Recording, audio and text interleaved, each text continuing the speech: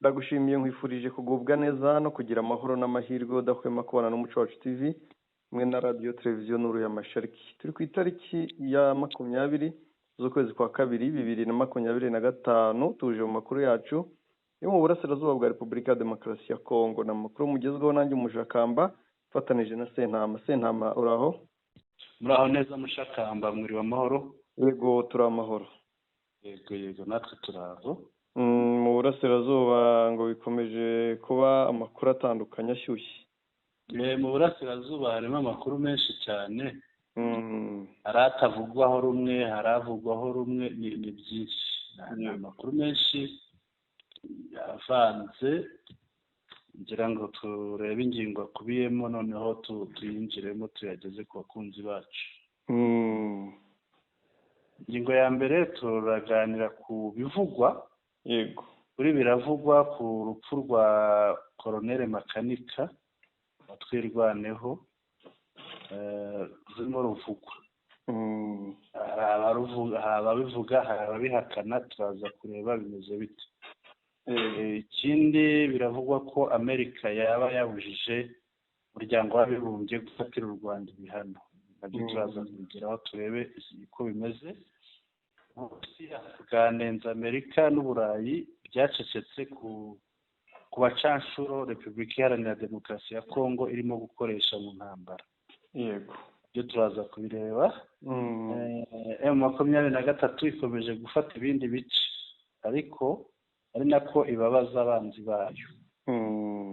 Ikindi turaza kujya ku ngingo ya 5 mu muryango w'abibumbye Repubulika Iharanira Demokarasi ya Kongo, u Rwanda n'u Burundi byavuze iki ku ntambara ya M23. Ibi turaza kubireba. Mushakamba rero tudatinze dutangira amakuru yacu ko abantu baba badutegereje bafite n'amatsiko menshi cyane. Yego. Biravugwa muri Kivu y'Amajyepfo ko Colonel Makanika wari umuyobozi watwirwaneho yaba yarishwe ejo. Yego. Hari ababivuga, hari ababihakana, ibi bintu bigoze bitewe Mushakamba. Bwana Sentama. Yego. Turabanza kwihanganisha abanyamurenge n'abakunzi batwirwaneho. Yego. Ejo bagabweho igitero nubwo bivuga ko cyahitanye Colonel Makanika, hari n'abamwitaga General. Yego. Ariko amakuru nuko njye mfite nuko yakomeretse ari kuvurwa. Yego. Urupfu rwe rero ntiruraba confirme. Yego. Bari benshi urabizi ko bajya bagira uburyo bahura bakajya mu bikorwa byo gusenga no mu bindi bikorwa. Yego.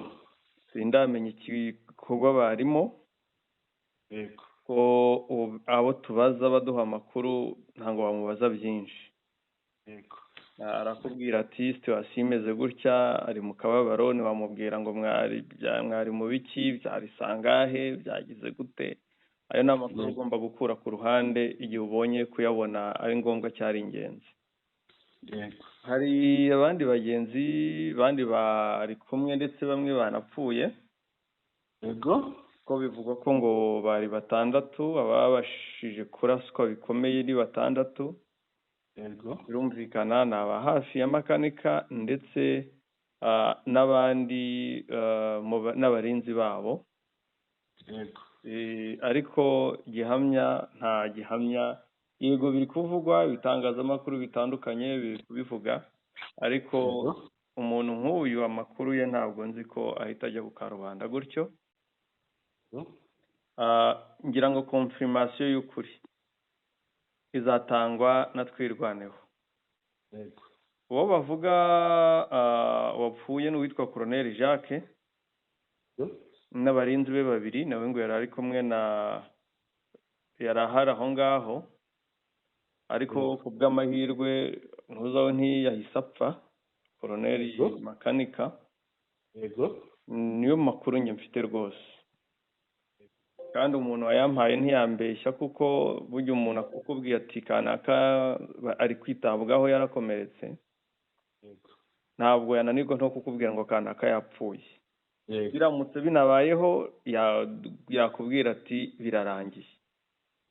ko buri umuntu uri kuvurwa ashobora gupfa cyangwa se agakira, ibi naba ari bibiri. ngira ngo nawe wagiye uyakurikiye. yakurikiye, hari ababivuga hari ababihakana. Shakamba biri aho ngaho hagati, ntabwo wamenya uko bimeze, ariko abenshi nabonye ari ababihakana, cyane ko harimo n'abantu ba hafi ye barimo kubihakana.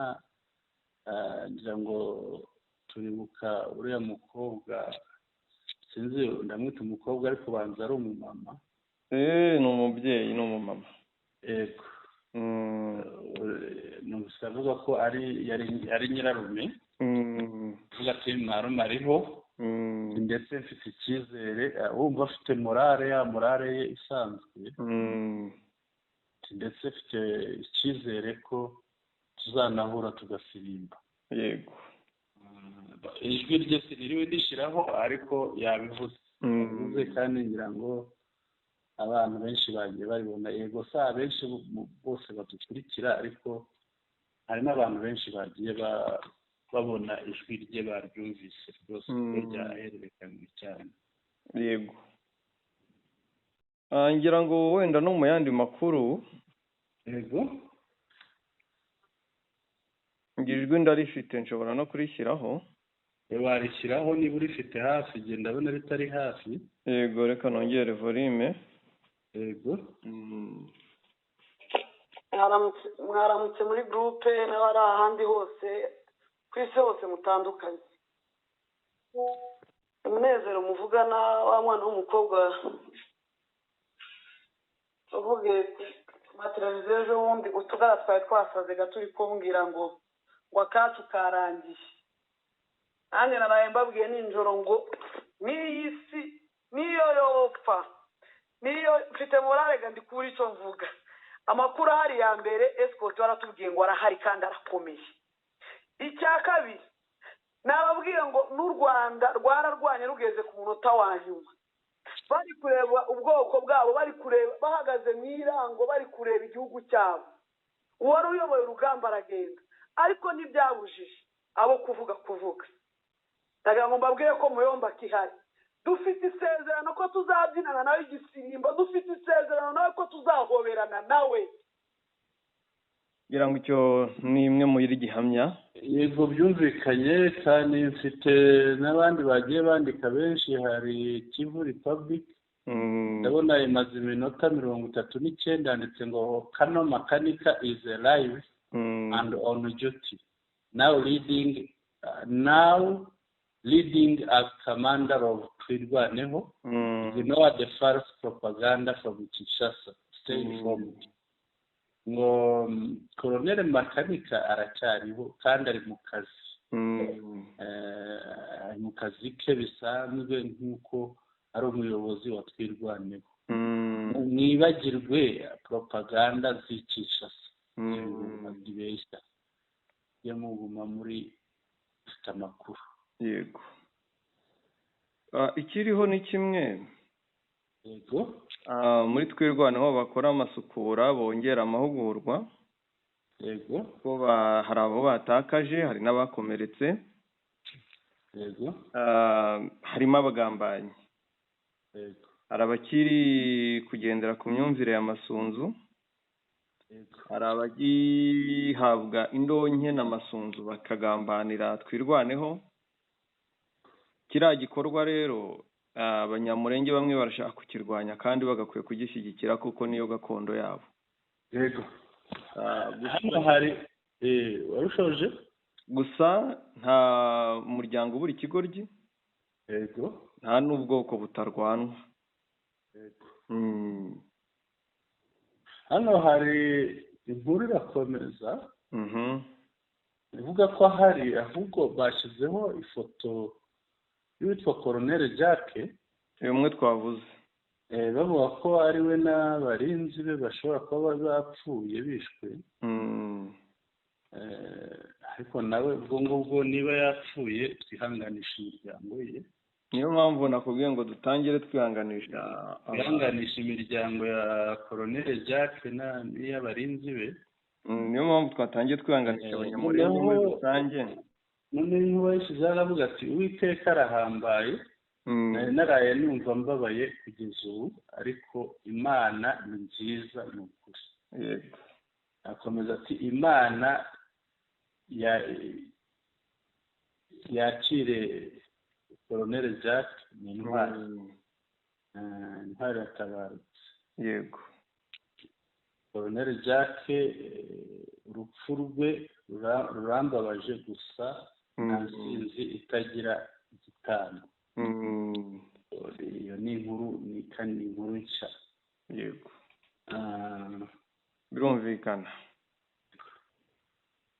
twakomeza yego twakomeza yego tukajya ku yindi ngingo ikurikiye tujye ku yindi ngingo ahangaha tuhatambuke ibyo reka dukomeze tujye ku yindi ngingo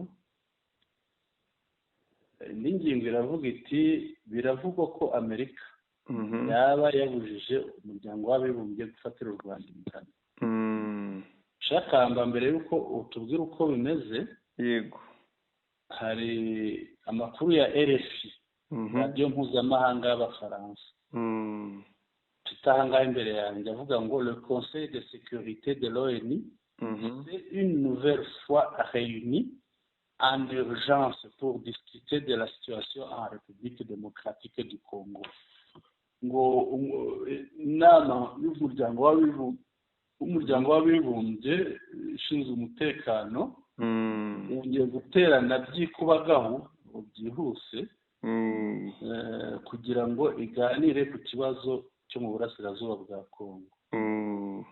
La République démocratique du Congo continue de réclamer des sanctions contre les rebelles du M23 et le Rwanda, mais la réunion qui a duré plus de 3 heures s'est terminée sans décision concrète.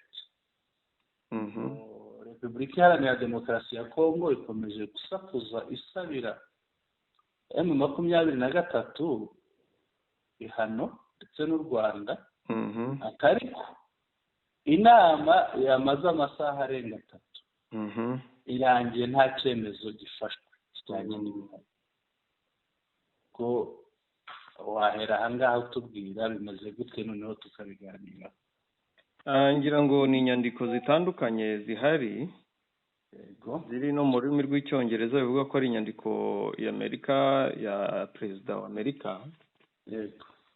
tegeka asaba akanama ka Loni ko katagomba guhirahira ngo gafatire u Rwanda ibihano kubera ko u Rwanda ni ingirakamaro ngo ari ingirakamaro cyane ku isi kandi rukaba rukomeje gukora ibishoboka ngo ahantu hose haboneka amahoro intambara zirangire. ngira ngo nubwo wenda bamwe bagendera ku gitutu cya Congo twebwe tubikurikirana tunabibona kenshi umunsi ku munsi Congo n'abayifasha bafite inyungu mu ntambara biri no mu byo ambasaderi w'u Rwanda muri Loni yagarutseho agaragaza ko iyi ntambara abayobozi ba Congo nibo bayungukiramo kandi si baba bari bonyine bayungukiramo bo hamwe n'abandi babashuka tutirengagiza kuvuga harimo Ububiligi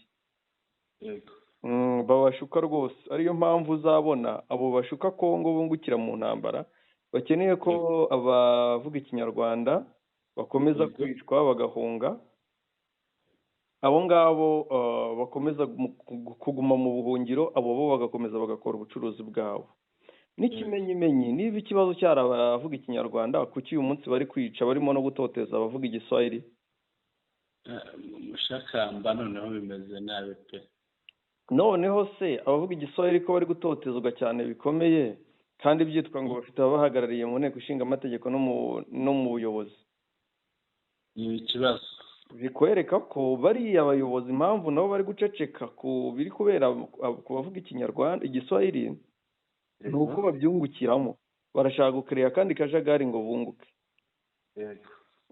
ubundi arufatira ibihano yahera kuri Congo abayobozi bose bariho bakagiye mu munyururu bakagira he bakabaza impamvu umuntu yicwa akarebwa ku manywa bakababaza impamvu yaribwa ku manywa bagaceceka bakabaza impamvu impunzi zimaze imyaka 30 hariya mu buhungiro, bakabaza impamvu batunze FDLR bari kuyisigasira, bakagenda bakabazwa impamvu muri Repubulika ya Demokarasi ya Kongo ambasade zose zitwikwa, bakabaza impamvu nyinshi zigiye zitandukanye, abantu bapfa ibiki bakoresha abacancuro bagira gute ngira ngo niba inyandiko wayigezeho, inyandiko ya Leta Zunze Ubumwe za Amerika, waza kuyitugezaho niba wayigezeho iriya kandebe kugira ngo nyigeraho aba ariyo dushingiraho niba koko ari ukuri. Baba batanze ibitekerezo byiza cyane kuko barashaka kwirengagiza u Rwanda. Hano baravuga bati let's talk about peace. Yego, reka tuvuge ku mahoro. Rwanda is one of the most important countries when it comes to peacekeeping. U Rwanda ni igihugu cy'ingenzi iyo bigeze mu kuvuga ku bijyanye no gucungera amahoro hirya no hino mu mahanga. They send their soldiers to help in other countries. Bohereje ingabo zabo gufasha kugarura amahoro mu bindi bihugu. They protect people. Barinda abantu. They stop violence. Bahagarika intambara. If you punish Rwanda, they might stop sending peacekeepers. Nuhana u Rwanda bashobora guhagarika kohereza abacungera umutekano. That means more war. Ibyo guhagarika abacungera umutekano bisobanuye kurushaho gukwirakwiza intambara. More than fighting, more people dying. More fighting, more people dying. Ibyo byaba bisobanuye gukwirakwiza intambara, gukwirakwiza imirwano, ndetse n'abantu benshi bapfa. Is that what we mean? We want? Ibyo nibyo dushaka? Of course not. Mu by'ukuri ntabwo ari ibyo. We need peace and Rwanda helps bring peace. Dukunda amahoro kandi u Rwanda rufasha mu kugarura amahoro. And finally, let's talk about something very dangerous, more war. Noneho hanyuma reka tuvuge ku kintu giteye ubwoba gihangayikishije cyane, intambara nyinshi. If you punish Rwanda, the war in Congo would get worse. Nuhana u Rwanda, intambara muri Congo izarushaho kwiyongera. Other countries might get involved. Ibindi bihugu bishobora kwinjira mu mirwano. We could see much bigger war, a war that pulls in other African nations. Dushobora kubona intambara ngari cyane, dushobora kubona ibindi bihugu bya Afurika bikururirwa mu mirwano. And let me tell you, that would be a disaster. Reka rero mbabwire ko ibyo biramutse bibaye cyaba icyorezo. A total disaster. Icyorezo gifata hose. More people would die. Abantu benshi bapfa. More destruction. Byinshi byakwangirika. I would take years to fix. It would take years to fix. Byinshi byakwangirika byasaba imyaka myinshi kubisana. Now let's talk about business. Reka noneho tunavuge no kuri business. Rwanda is growing. Rwanda rurimo rurakura. It is working with other countries, building a strong economy. Rurimo rurishyira hamwe n'ibindi bihugu, kifatanya hamwe n'ibindi bihugu, kandi noneho rukubaka n'ubukungu butajegajega. If you punish Rwanda, business will lose money. Ubukungu nuhana u Rwanda, ubukungu buzabura amafaranga. Jobs will disappear. Imirimo izabura. hazabura imirimo. Other countries that trade with Rwanda will also lose money. Ibindi bihugu bicuruzanya n'u Rwanda nabyo bizabura amafaranga.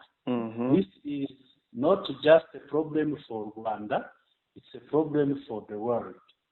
Iki rero guhana u Rwanda ntabwo cyaba ari ikibazo wabuhanye u Rwanda gusa, ahubwo wabuhanye isi yose.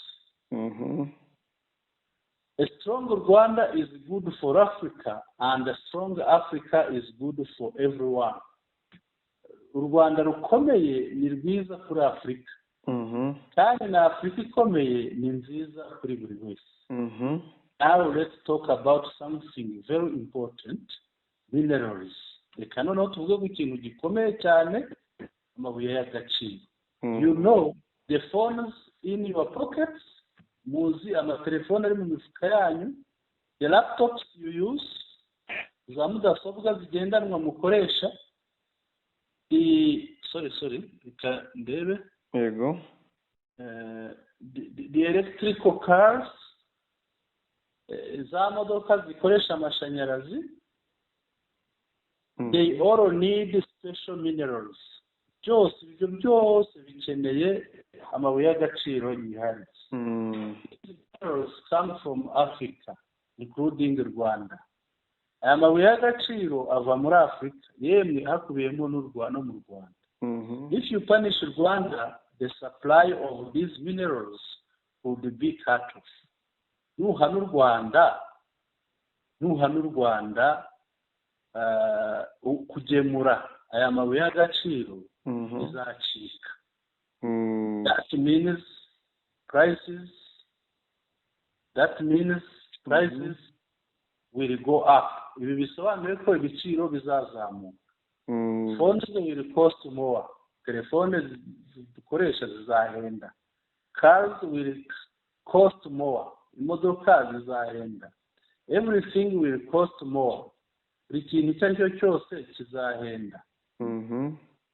Cars will cost more. Aho nari mpavuze. Noneho everything will cost more. People will not be happy about that. Buri kintu cyose kizahenda, noneho ibyo bizatuma abantu batabyishimira. Trust me, they won't like it. Ubyemere, yumve neza, ntabwo abantu bazabikunda. And what about refugees? Noneho tugaruke ku mpunzi. If the war in Congo gets worse, millions of people will run away. Intambara muri Congo nibizamba, amamiliyoni y'abantu azahunga. They will go to other countries looking for safety. Bazahunga bajya mu bindi bihugu bashaka umutekano. They will go to Uganda, Tanzania, Burundi, and even in Europe. Bazajya muri Uganda, Tanzania, Burundi, yemwe no mu Burayi. These countries are already struggling. Ibi bihugu birimo kurwana. They don't have enough space, food, or resources for millions of people. Kuba birimo kurwana rero, ntabwo bifite ahantu hahagije, ibyanya bihagije, nta biryo bihagije, nta n'ibintu bikenerwa bihagije kuri ayo mamiliyoni y'abantu ahunga. If Rwanda is weakened, Rwanda rucibwa intege, there will be no control. Ibintu bizaba bidakurikirana. Refugees will flood into other places, and it will be a disaster. Icyo gihe rero impunzi zizajya no mu bindi bihugu, kandi ibyo bizaba nk'icyorezo. Nobody is ready for that. Nta muntu n'umwe witeguye ibyo ngibyo byo guhana u Rwanda. No, I say this.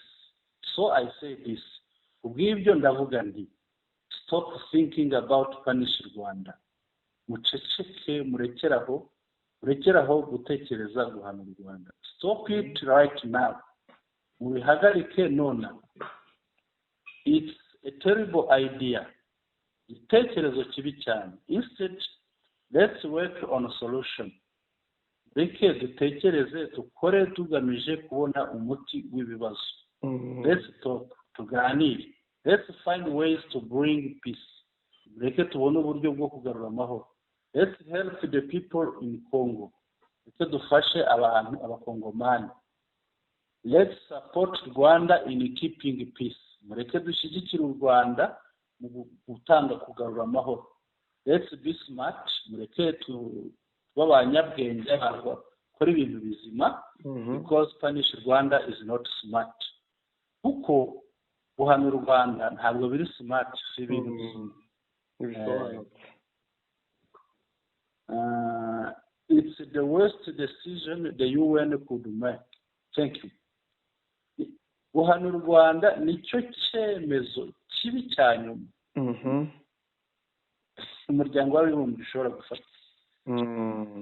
Y'ibyo mushakamba njyana. Yego. Ngira ngo birasobanutse. Yego. Nuko wenda Kongo ari igihe umuntu uzi kurira cyane cyangwa kuvuza induru. Yego. Yumvwa kurusha uwicecekeye uvugisha ukuri. Yego. Rwose ikintu gihari ni kimwe, ntabwo byumvikana ukuntu u Rwanda rwafatirwa ibihano, ahubwo byagakwiye gufatirwa Kongo. Kuko amakosa yose nta kintu kizima kirengera uburenganzira bwa muntu. Mushakamba niba bavuga uburasirazuba, niba bavuga uburasirazuba bwa Kongo, Kinshasa barazira iki? Barazira iki? Reka nshaka kukwereka, umbabariro uyirebe. Yego. Umbabariro uyirebe noneho umbwira aho ibi bihuriye n'u Rwanda. Arega buriya nta violence iruta kurya abantu. Kurya abantu. Niba umuntu afata abantu abarya mu Rwanda rwabibigishije. Ibi nabibonye. Ibi wabibonye? Yego. Ngaho mbwire, nose ni n'u Rwanda rwabizanye. Barazira igiswahili bavuga. Barazira igiswahili bavuga. Nushaka umbwire vereke n'ibindi. Ariko niyo bazavuga ko ari u Rwanda rwabiteye. None se aha rwahageze uzi ko hareshya kuva ku Rwanda kugera aha ngaha? Na ba bandi bariye ya mafaranga muri hoteli bavuze ko ngo ari u Rwanda ruri kubikora. Ushakamba rero ngira ngo biriya Amerika yavuze ni ukuri. Nibyo ibihugu bindi nibihaguruke bicecekeshe Kongo ikomeje kwigira bajeyi, cecekeshe Ububiligi bubashyigikiye, cecekeshe Ubudage n'ibindi bihugu bitandukanye byaba bibashyigikiye.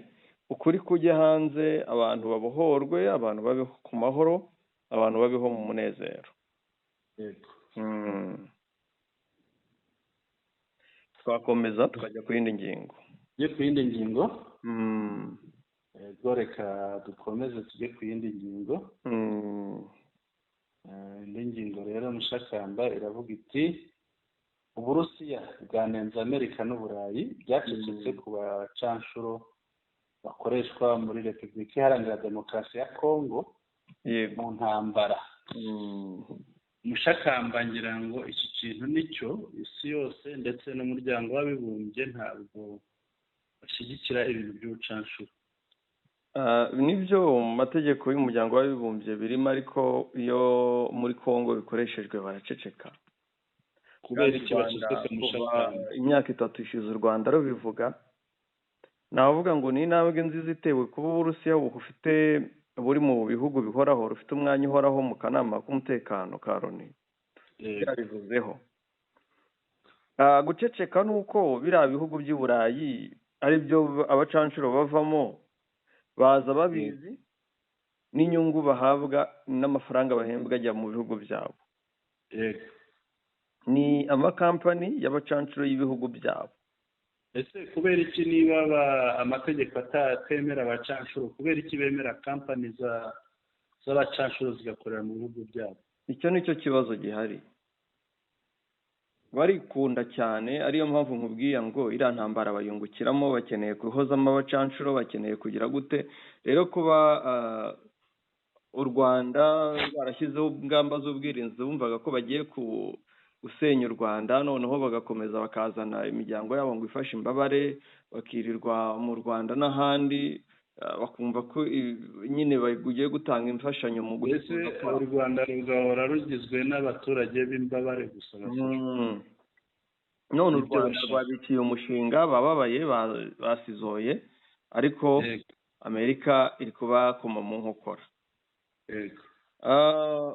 Uburusiya, intumwa y'Uburusiya kuri uyu wa gatatu umunsi w'ejo i New York muri Amerika bongeye guteranira inama yiga ku bibazo by'umutekano by'umwihariko mu burasirazuba bwa Repubulika ya Demokarasi ya Kongo. Ikibazo cy'abacancuro bo muri Kongo cyongeye kuzamurwa n'uhagarariye Uburusiya wanenze Uburayi na Amerika kuba bakomeje kugiceceka, nyamara birirwa bamagana ubufatanye bw'igihugu cy'Uburusiya na Afurika mu bijyanye n'umutekano wigenga. Yagize ati, ndagira ngo by'umwihariko mvuge ku kintu dukwiye guhagarika abantu bose bazi, reka nsubiremo, ndagira ngo mvuge by'umwihariko ku kintu dukwiye guhagarika abantu bose bazi ariko bakaba bakirengagiza. Ingingo ijyanye n'ibikorwa bya Repubulika ya Demokarasi ya Kongo ikoresha abacancuro bigenga b'Abanyaburayi. Twese twarababonye bishyikiriza ingabo ziri mu butumwa bw'amahoro bwa MONUSCO. Amashusho y'abacancuro b'Abanyaburayi bajyanwa i Kigali ya ku isi yose. Yakomeje agira ati, twizera ko biriya bikorwa bidahura n'uko Uburusiya bubona manda y'ubutumwa bwabo. Ikindi, dutewe impungenge no guceceka kwa bagenzi bacu b'i Burayi na Amerika kuri kiriya kibazo, nyamara birirwa bamagana ubufatanye bwacu bw'Uburusiya n'ibihugu bya Afurika mu bijyanye n'umutekano wigenga. Yavuze ko kuba iceceka ry'Uburayi na Amerika riri mu bikomeje kwenyegeza riri mu bikomeje kwenyegeza amakimbirane yo mu burasirazuba bwa Repubulika ya Demokarasi ya Kongo. Intumwa y'Uburusiya yagaragaje ko Repubulika ya Demokarasi ya Kongo ishobora kugera ku mahoro arambye, nyamara iki gihugu gikomeje gukorana n'imitwe yitwaje intwaro irimo n'uwa FDLR. Yagaragaje ko hakwiye gukemurwa impamvu muzi kugira ngo amahoro aboneke. Gusa nanone bikaba bigomba kugerwaho ari uko M23 ishyizwe mu biganiro na leta ya Repubulika ya Demokarasi ya Kongo. Urumva ko yavuze ukuri kubabaza abadashaka ko kumva. Kuriya ni ukuri gukomeye cyane mu Shakamba. Ni ukuri gukomeye, urumva ko ntacyo yasize kandi yababwiye ibintu bibaho. Yego. Kandi noneho bikwiriye kurwanya. Twakomeza? Reka dukomeze. Ye ku ngingo ikurikiyeho. Yego. Noneho dukomeze tuzabe abakunzi bacu amakuru. Yego. M23 ikomeje gufata ibindi bice, ari nako ibabaza abanzi bayo. Yego. Ibi bintu ngira ngo babikurikiye mu Shakamba kandi ntabwo byoroshye, ngira ngo mbere y'uko ugira icyo ubivugaho hari za video nshaka kuguha. Yego. Hari ahantu FRDC zirimo kurasa zigenda ziruka. Ubwo abadukurikiye kuzibona bisa kuba bari muri groupe ya WhatsApp, muri groupe zacu cyangwa se bakatwandikira kuri WhatsApp. Ndagira ngo mbiguhe wowe, ntabwo ngira ngo mbishireho. Iyo tubivuze muri groupe mu makuru abadukurikiye bumva bakeneye kubireba. Yego, nawe nabiguhaye kubabwira aho bazabisanga. Nabiguhaye kuri video nguhaye hejuru, urabonaho ko barimo bahunga ba FRDC. Yego. Urabonaho Rubero Centre. Harimo n'umuntu urira ati birakomeye, babona biruka, ariko amakuru aravuga ngo Warikare. Muri Warikare hafashwa hitwa Rusamambo. Kitsumbiro irafatwa hariya muri yarafashwe. Ahubwo hafashwa ahandi hantu hitwa Katondi na Kasima muri Rubero. Aha rero hakaba ari ahantu hegereye cyane kiriya gice cya Rubero Centre. aha rero ikintu navugaho, yego tugera muri Walikale twavuga Rusamambu, yego oye kuvuga ngo hafashwe, yego tuvuge tuti indiri y'interahamwe na FDLR yasenywe, yasenyutse ko Rusamambu iyo uvuze Rusamambu ariko no gufatwa hafashwe nubwo ari n'indiri yasenyutse no gufatwa hafashwe nibyo gusenywa kw'iyo ndiri bisobanuye kubirukanamo, kandi Yego. hariya nta mu FARDC uhaba pe, yego hariya umuntu hari ni umu FDLR, kuko Rusamambu yari reka mvuge ngo ni icyumba cy'imbere kandi kibanga cya FDLR muri Walikale. yego Kuba M23 yafashe muri Rusamambu bisobanuye ko yahirukanye FDLR zigiye gutorongera zigana mu bindi bice bigana za Kisangani. yego Gusa Rusamambu rwose hari hamwe mu hantu h'ingenzi kandi hakenewe kuba hari hataravamo, navuga ngo byari bihangayikishije ubuzima bw'abaturage bo muri Walikale. ni ahantu h'ingenzi hanyuma aho muri Kivu y'Amajyaruguru. Rusamambu buriya ni Walikale, yego ni Kivu y'Amajyaruguru. yego buriya bashobora gusohokamo biruka bagenda bajya Copo mu bice bya Kisangani, Gusa cyangwa se bakamanuka no muri Walikale ahandi. hari andi mashyamba hari bakoramo impamvu babaga Rusamambu, hari amashyamba bakoramo bakoreramo business z'imbaho n'amakara z'imbaho cyane, iz'imbaho kuko biriya bice bibamo ibiti bigera bya muvura, za muvura, za ribuyu n'ibindi. yego na za ribuyu n'ibindi. Rero ntakubeshye nibaramuka bakuye FDLR muri biriya bice, M23 rwose irabitekanishije Walikale kandi irabiciye umugongo FDLR, kuko amwe mu mafaranga isigaranye usibye ayihabwa na Kinshasa ava muri zimbaho za muvura ndetse na za zera muri biriya bice. yego naho kugana Rubero birumvikana, FARDC jo zamurahunze zigenda zifatwa, buriya nyinshi zirafunzwe, ariko bafunga ejo bakabafungura bakabagarura ku rugamba. Ngira ngo M23 wabyikuye gukuramo iki gice cya Rubero centre, hakaba hasigaye Butembo, kuko hariya niho bari kwirunda.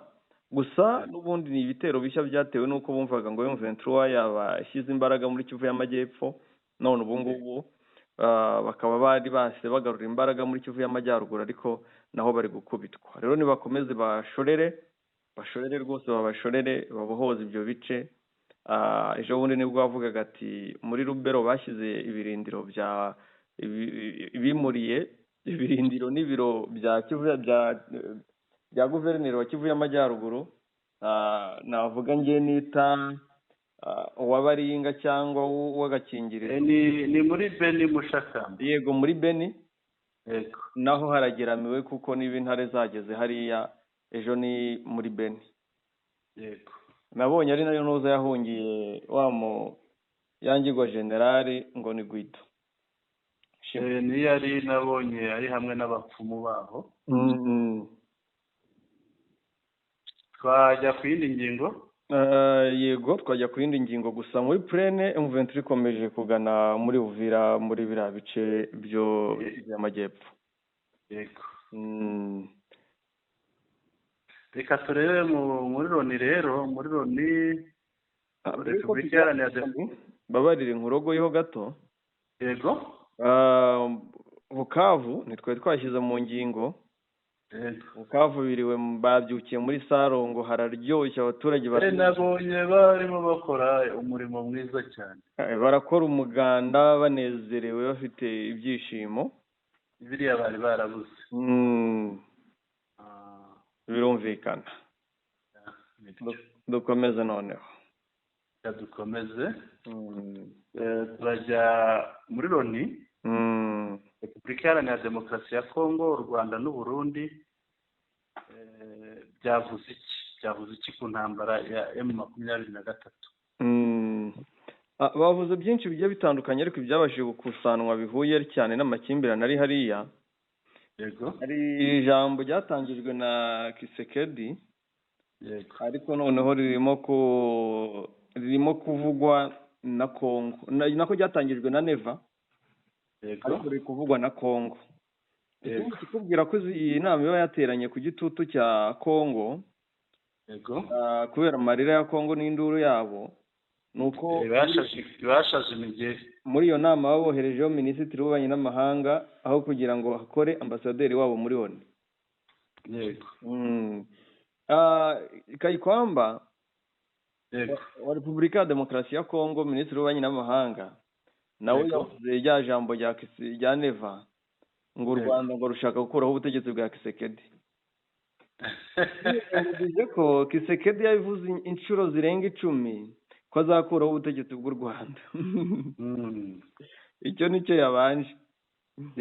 Uhagarariye u Rwanda rero yahise amusubiza amubwira ko uhagarariye u Rwanda yasubije ko ikibazo cya Repubulika ya Demokarasi ya Kongo kidakwiye kuryozwa u Rwanda, ko ikibishishikaje ari umutekano warwo n'ikibazo cyawo kiri ku butaka bwa Kongo.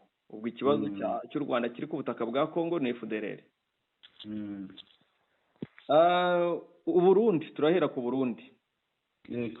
Ingingo nyamukuru y'ibyo bavuze ni ingenzi ko M23 ishyirwa mu biganiro na Repubulika ya Demokarasi ya Kongo. Yego. Zephline Maniratanga uhagarariye Burundi muri Loni yavuze ko ingingo igihugu cye gihagazeho mu gukemura amakimbirane muri Repubulika ya Demokarasi ya Kongo zirimo ibiganiro. Muri izo ngingo yavuze ko bikwiye ko umuryango mpuzamahanga ushyira igitutu gikenewe ku bateye Repubulika ya Demokarasi ya Kongo bagahungabanya ubusugire bwarwo. Avuga ko niba nta gikozwe nonaha aya makimbirane ashobora kuvamo amakimbirane y'akarere atibasira Repubulika ya Demokarasi ya Kongo gusa ahubwo n'akarere kose k'ibiyaga bigari. Maniratanga yavuze ko bikenewe gusohoka nonaha muri Repubulika ya Demokarasi ya Kongo kw'ingabo zitatumiwe zirimo u Rwanda no gusenya imitwe yitwaje intwaro y'imbere muri Kongo n'iyo hanze irimo na FDLR. Yongeyeho ati kuri M23 ni ingenzi ko uwo mutwe niba uvuga ko ari uw'abanyekongo ushyirwa mu biganiro bihuza abanyekongo biyoborwa na Uhuru Kenyatta bagashaka ibibazo byabo ubwabo nta kubyivangamo ko hanze. Yego. Urumva ko yagerageje kuvuga ibyiza nubwo atabuze ibibi cyangwa bitari ngombwa avangamo, kubera ko yavuze nk'umurundi wa Neva ntiyigeze yitunga urutoki ngo avuge nawe uko yagezemo. Naho Kayikwamba yashinjije inteko. Iyi nteko ya Loni irareba iramagana ariko nta kikora.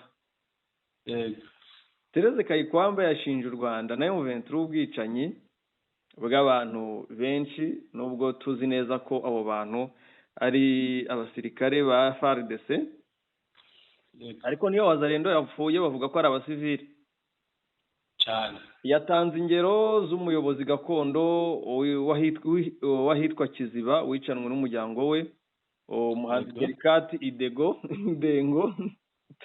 Avuga ko hari n'ubundi bwicanyi batazi neza ariko bwabaye. Wenda ahangaha si ukumushyigikira, ariko aya mabandi ibi bisambo byariye abantu kuki bitakicwa?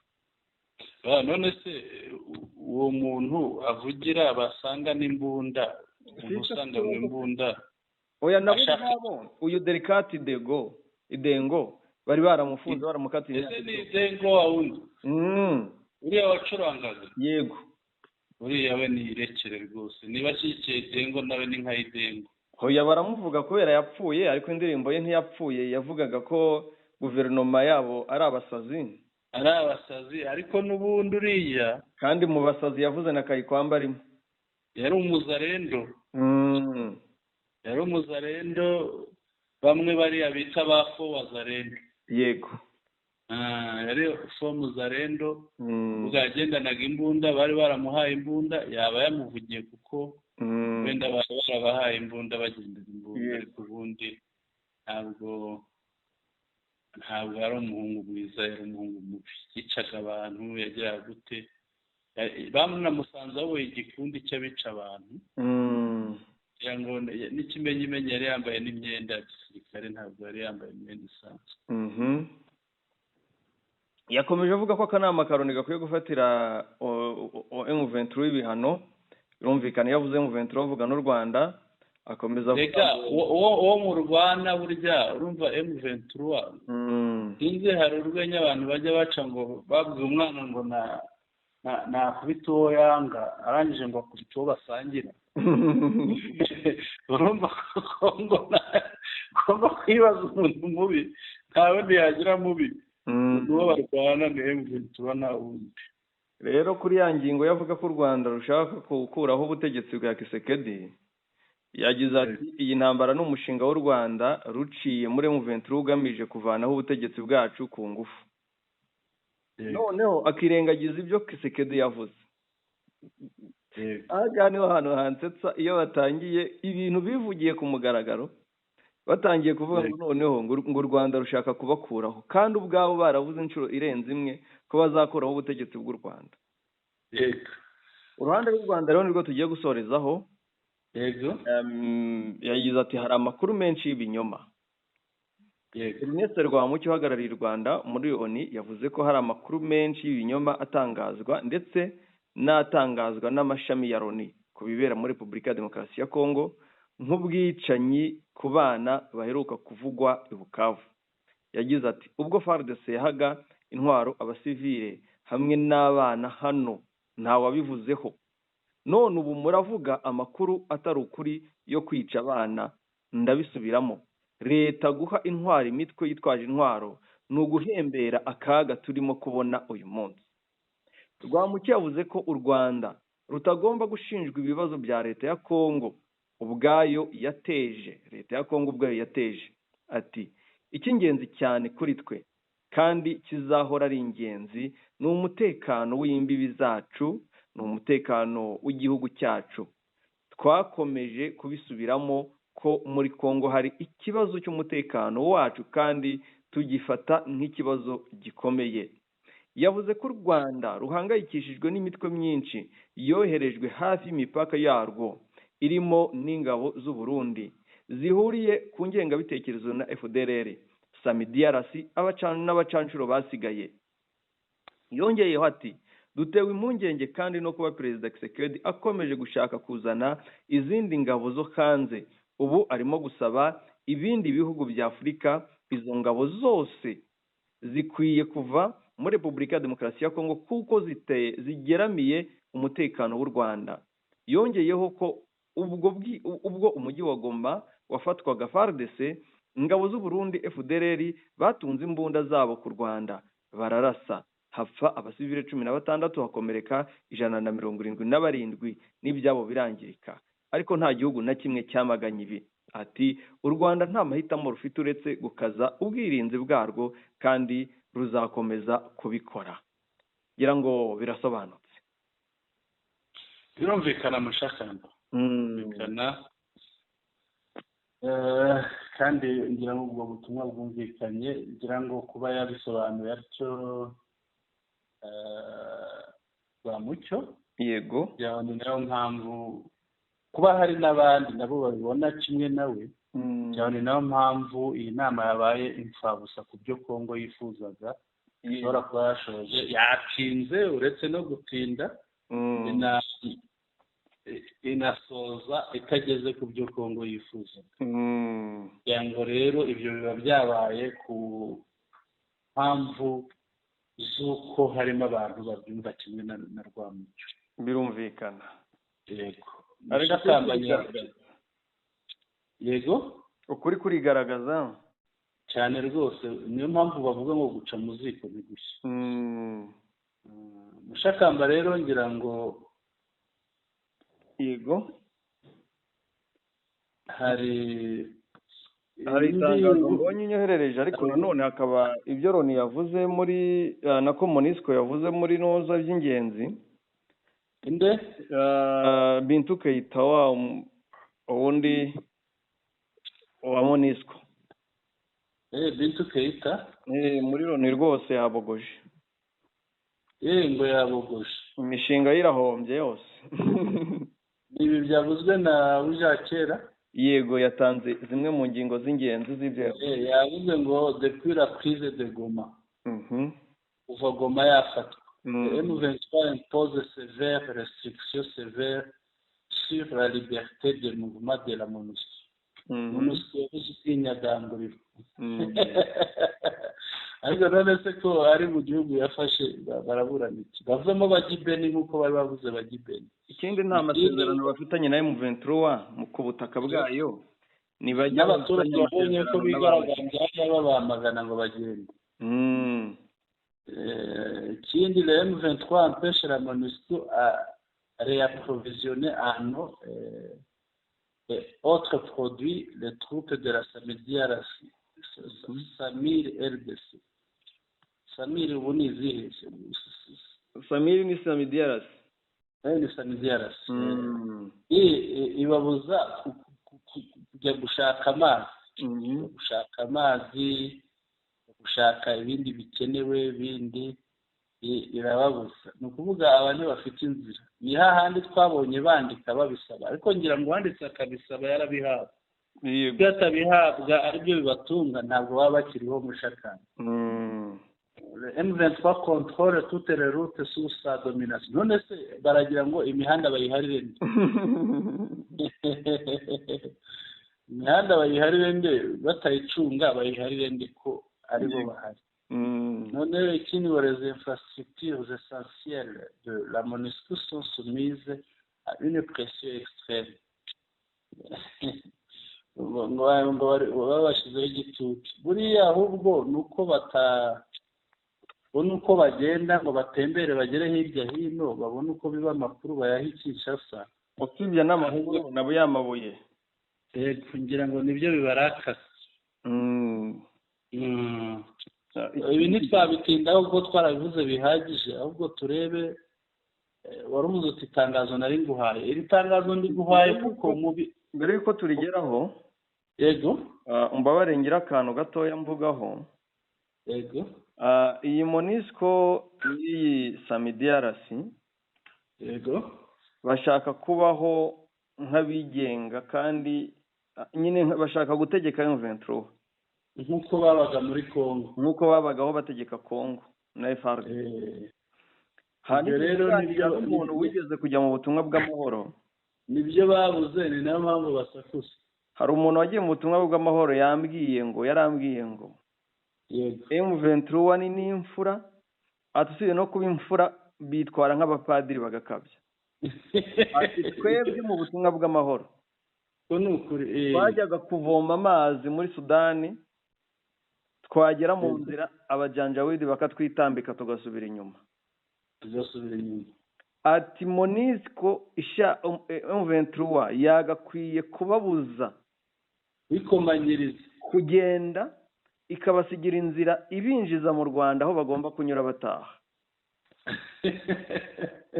Ati bashaka ibyo kurya inzara yabica bakandika bagasaba M23 inzira bagataha.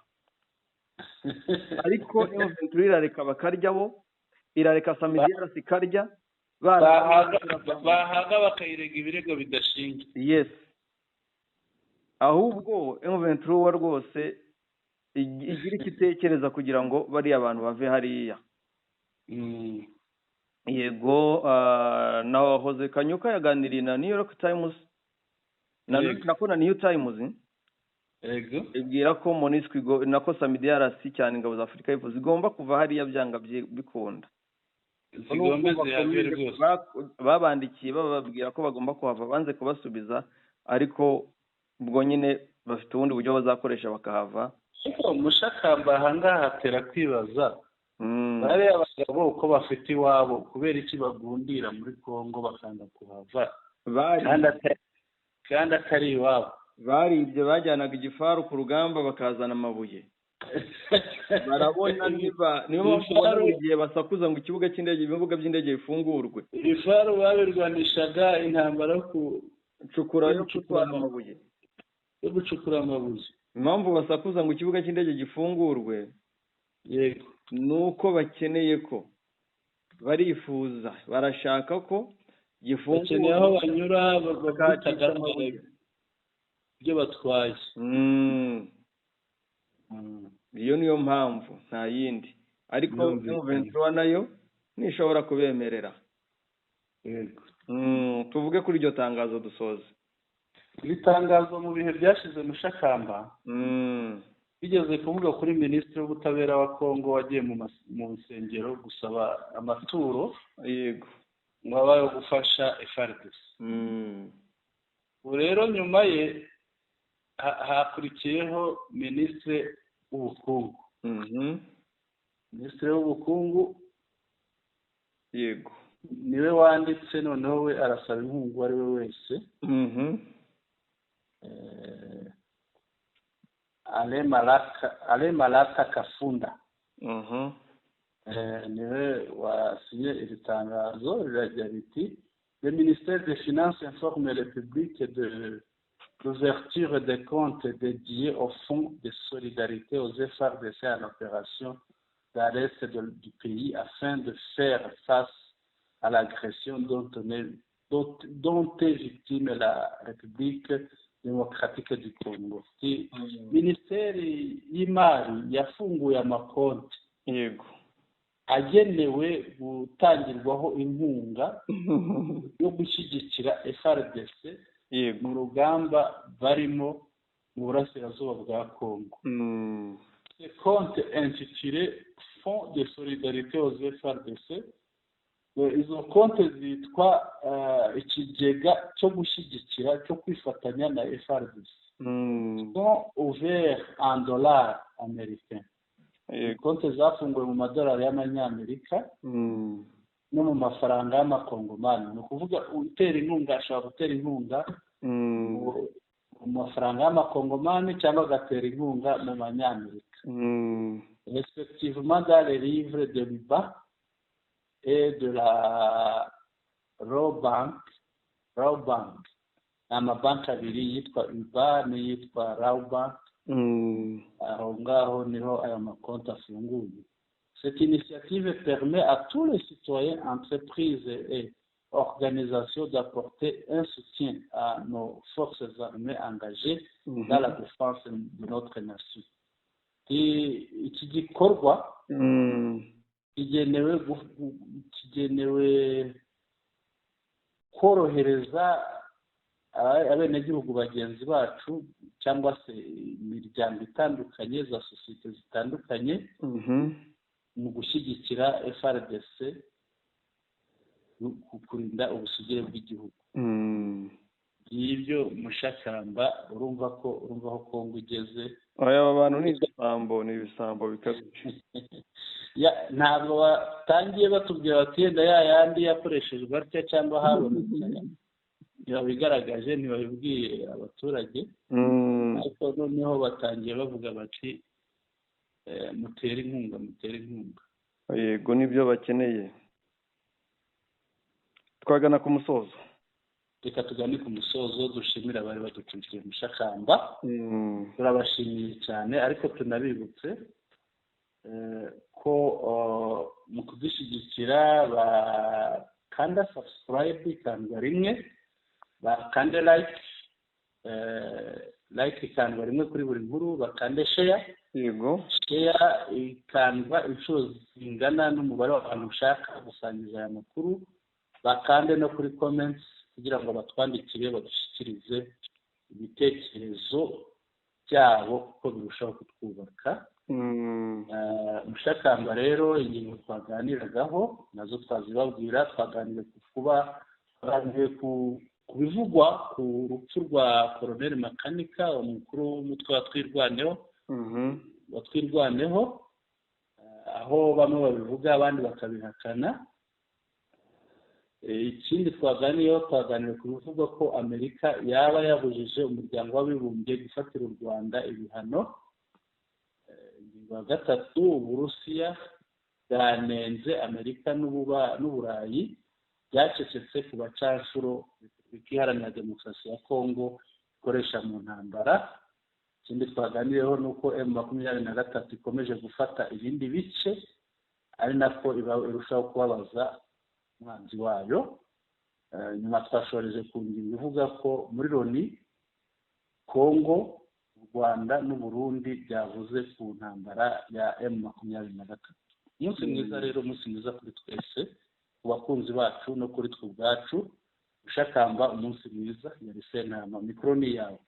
Urakoze cyane Bwana Sentama, abari badukurikiye turabashimiye, mukomeze mugubwe neza.